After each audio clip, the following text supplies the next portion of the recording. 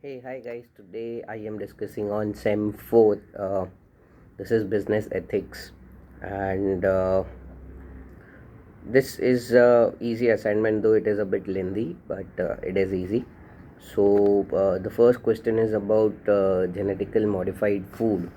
So what you have to do is what is first mention what is genetically modified food, sorry, and how did it came into existence? What is the history? Then in the concept part, you mention the short-term benefits that would be received for the producer. That is, I have mentioned 3 points, which is nutritional content, shelf life, and forecast of supply. So what happens over here is with the genetically modified food, it is easy to increase the nutrition factor in the food in the grains which have been produced. Then in the shelf life, there is a longer shelf life for this, and then in the forecast of the supply, the producer or the farmer can easily they can easily forecast the supply, that is how much the food can be produced.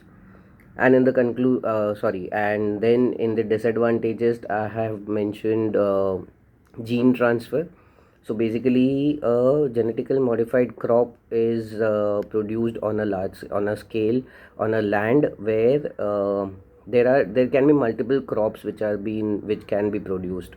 So when there are crops nearby, there are chances that the genes can get transferred from one crop to the other. Then there is antibiotic resistance. So if a person is consuming genetic modified food, then the resistance of the body towards the antibiotics would reduce. And the last is legal liabilities, that if genetically modified crops have been produced and they are being consumed, then they have to mention the legal liabilities, that what are the contents of this food and what would happen in case if you are consuming this food. So this the last part of legal liability is just like, for an example, if I say there is a statutory warning which comes on a cigarette packet that consumption of tobacco leads to cancer. So similar way they can give the legal liability conditions and or a sticker or something like that on the food. And then in the conclusion, you mention how the GMO, that is genetically modified food, will be having a advantage or a disadvantage. So that is your call. In the second question is about environmental sustainability. Now this is again the same thing what we used to do for the CSR in SEM 1. So here, first define what is environmental sustainability, and then you have to mention the steps that are taken by various corporates. What steps they are taking for giving a contribution towards environmental sustainability. In the concept part, you have to write, say, three. I have written three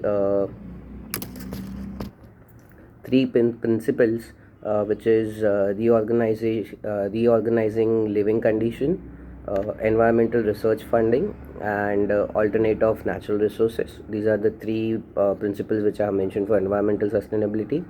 And then in the to facilitate environmental sustainability, what can be done? So environmental friendly substitutes to be produced, reduction in usage of papers, carbon footprints, solar energy. So there are many examples which are available. If you search for environmental sustainability examples, you will get all the details. And in the conclusion part, how is it contributing, the environmental sustainability contributing towards the nature? Moving to the third question is about gender bias. You have to mention how is gender bias being, what are the factors that are affecting gender bias. So first, definition of gender bias. Second, in the concept part, mention the factors. I have mentioned male privileges, support, hostility, inappropriate constraints, devaluation. So these are the five factors which I have mentioned. If you Google factors affecting male gender bias, you will get many of the factors. So you can select any which you want. And in the conclusion, how can we reduce gender bias, the male gender bias? Moving to third question, this is your experience. What did you learn from business ethics, and how is it helping you out? So it's totally on you what you mention. I have mentioned what is business ethics, how does it help, and the few points which I have learned is being honest, integrity, promises, fairness, loyalty. That's about it. And in the conclusion, mention how does this help you to become a professional person. So this is how you complete business ethics. It's very easy, but yes, it is a bit lengthy and boring. Thank you, and soon I'll be uploading for other semesters also. Thank you.